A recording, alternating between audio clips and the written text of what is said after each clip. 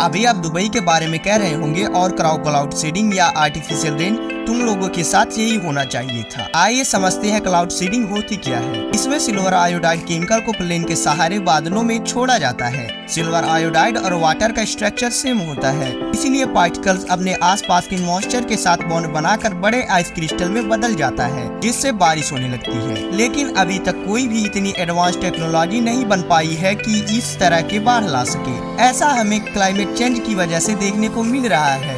Dubai के साथ साथ ओमान, कतर जैसे देशों में भी यही हाल है।